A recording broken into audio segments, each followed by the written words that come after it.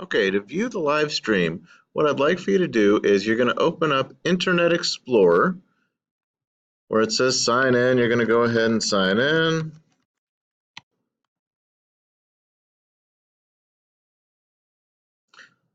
You're going to go into Safari Montage.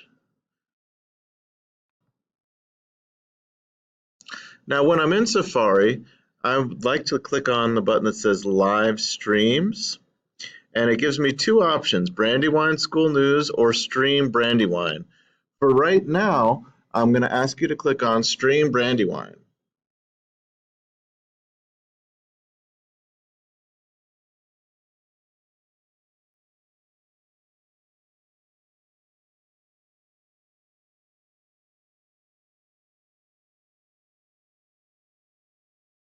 You should be, if all is working correctly,